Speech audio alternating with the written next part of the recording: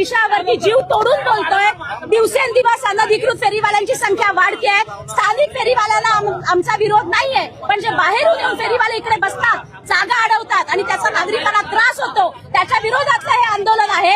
आणि प्रशासनाला जाग यावी, त्यांना थोडी तरी लाज शरम वाटावी आणि रेग्युलर कारवाया व्हाव्यात आणि हा प्रॉब्लेम कायमचा सॉल्व्ह व्हावा, यासाठी आज एक अनोखं आंदोलन आम्ही इकडे करतोय। आम्ही स्वतःच फेरीवाले होऊन इकडे बसलेलो आहोत आणि येणाऱ्या काळामध्ये प्रशासनाने जर कडक कारवाया केल्या नाही तर अशाच प्रकारची आंदोलन आमच्याकडनं केली जातील। वारंवार तुम्ही प्रशासनाला तक्रार महासभेत प्रश्न मांडू सुद्धा हे प्रश्न सॉल्व्ह होत नाहीये।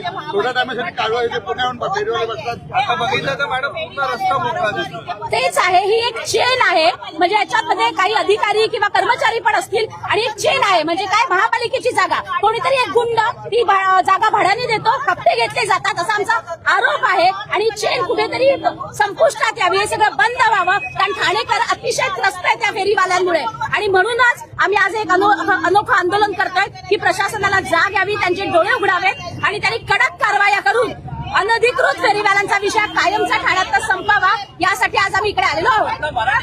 काही लोकांनी विरोध दर्शवला, हे आंदोलन कोणासाठी आहे? मी परत सांगते, आमची भूमिका नेहमी हीच राहिलेली आहे। स्थानिक फेरीवाल्यांना आमचा विरोध नाही, आमचा विरोध बाहेरून येणाऱ्यांना, ठाण्याच्या बाहेरून जी लोक येतात किंवा अनधिकृत फेरीवाले आहेत त्यांना आमचा विरोध आहे। कारण इथलेच कोणीतरी लोक त्यांना ही जागा ज्याचं भाडं घेतात, ही सगळी हप्ते वसुली चालू आहे, ही चेन आहे, सर्कल आहे आणि ते कुठेतरी आम्हाला मोडून काढायचं आहे आणि त्यासाठी आज एक अनोखं आंदोलन आम्ही इकडे करत आहोत। स्थानिकांना आमचा काहीच विरोध नाहीये, पण जे बाहेरून येणारे भाजीवाले आहेत त्यांच्यावर तर कारवाई केली पाहिजे। तात्पुरती कारवाई करतात, थोड्या वेळ अतिक्रमणवाले येतात, नंतर काय जैसे होते तसंच आहे। यासाठी काहीतरी ठोस कारवाई करावी म्हणून आम्ही हे आंदोलन आज ते करत आहे। ही आंदोलन करायची वेळ आमच्यावर का आली? वारंवार जेव्हा लोकप्रतिनिधी महासभेमध्ये आवाज उठवतात त्यांच्यावर जर त्यांचं ऐकलं जात नाही तर खरोखर याच्यामध्ये काहीतरी काळबेर आहे हे तर समजायला पाहिजे। कारण का हे जे अनधिकृत फेरीवाले, मी वारंवार हा शब्द वापरते, तुम्ही लक्षात घ्या, अनधिकृत फेरीवाले, बायोमेट्रिक महापालिकेचा सर्व्हे झालेला आहे, त्या फेरीवाल्यांना कुठे बसवलेला आहे? दाखवतील, महापालिका प्रशासनाने दाखवायला पाहिजे त्यांना जागा कुठे अलॉट केलेली आहे, पण नाही। हे जे अनधिकृत फेरीवाले येतात जे बाहेरून, त्यांची संख्या तुम्ही बघायला जाल तर बायोमेट्रिक सर्व्हे झाल्यानंतर यांची संख्या जवळजवळ 5 पट 10 पटीने वाढलेली आहे आणि यांचा आता कोण आहे, कोण यांना बसवतं? कारण का हे जे आम्ही जेव्हा आवाज उठवतो तेव्हा हे जे हे कारवाई केल्याचे, अतिक्रमणची कारवाई केल्याचे आम्हाला नाटक करतात, सीन क्रिएट केला जातो, त्यांचा माल उचलतात। कोणाचा फोन येतो त्यांना दाखवावं, त्यांनी सांगावं प्रशासनाने त्यांना कोणाचे फोन येतात आणि कोणाच्या फोनवरून ते त्यांचा माल सोडला जातो। त्यांच्याकडून दंड कारवाई उचलली जाते का?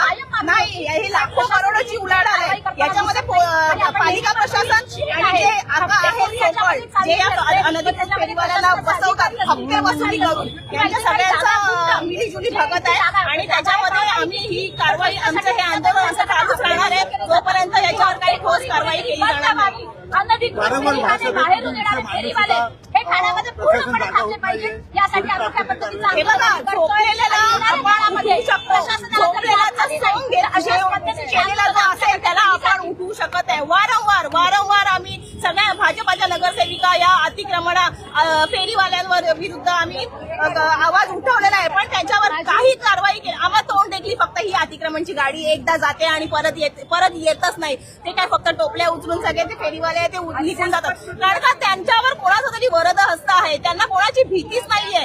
कोणाचं हे सगळं चालू आहे हे सगळं शोधून काढायला पाहिजे। याच्यामध्ये खूप मोठं काळबेर आहे, खूप करोडची उलाढाल आहे आणि ह्याच्यामध्ये कोण इन्व्हॉल्व आहे हे ठाणेकर जनता म्हणजे हे आहे, त्यांना सगळं समजतंय, सगळं दिसतंय, पण ते करू शकत नाही। स्थानिक अहो, आम्ही जेव्हा निवडणुकीच्या वेळेस प्रचाराला जात होतो, आमच्या प्रभागातील जवळजवळ सगळे नागरिक आम्हाला बोलत होते एवढी इथे मेन मार्केट आहे, आम्हाला चालायला जागा नसते, एवढं अतिक्रमण झालेलं आहे सगळीकडे। का इथून जर टीएमटीची बस जी जाते इथून जांभळी नाका मार्केट मधून जी स्टेशनला पोहोचायला जवळजवळ अर्धा तास लागतो बसला, मग हा नवीन रस्ता रुंदीकरण करून उपयोग काय आहे? आणि जर आमच्या प्रभागातील नागरिकांनाच जर या सोयी सवलती मिळत नसतील, या मार्केटमध्ये व्यवस्थित चालायला रस्ता, फुटपाथ जर मिळत नसेल तर आम्ही त्यांच्यासाठी भांडायचं नाही का? जे आमचे इकडचे जे स्थानिक जे फेरीवाले आहेत त्यांच्यासाठी आम्ही आवाज उठवायला नको का? आणि योग्य स्थितीने योग्य पद्धतीने बायोमेट्रिक सर्वे झाला पाहिजे आणि आमचे जे आहेत फेरीवाले इकडचे स्थानिक त्यांना न्याय मिळाला पाहिजे असं आमचं म्हणणं आहे. आमचं म्हणणं पूर्ण वारंवार फेरीवाल्यांबद्दल तक्रार करत आले आहोत. 21 आणि 22 वॉर्डचा सीमारेषा आहे आणि इथून अशोक टॉकीज पर्यंत फेरीवाल्यांची गर्दी इतकी आहे की चालायला रस्ता नसतो. आणि स्थानिकांना आमचा विरोध नाहीये. बाहेरून येणारे रोहिंगे आहेत, बांगलादेशी आहेत, काही तिकडनं गाड्या घेऊन येतात. गाड्या भरून इथे राममोरेसी रोडला पण कपड्यांच्या गाड्या लावलेल्या असतात. इकडे जागोजागी फेरीवाले बसलेले असतात. त्यांच्यावर कारवाई का नाही होत? त्यांचे महापालिकेचे डोळे उघडण्यासाठी आज आम्ही हे आंदोलन केलेलं आहे. कारवाई जी केली जाते ही 5 मिनिटासाठी असते. ते पण त्यांना आधीच खबर मिळते, ते पळत सुटतात. महापालिकेची गाडी गेल्यानंतर 10-15 मिनिटात सर्व पूर्ववत होतोय. हे वारंवार आम्ही किती वेळा आवाज उठवायचा? महापालिकेचे डोळे उघडण्यासाठी आज आम्ही अनोखे आंदोलन केलेलं आहे.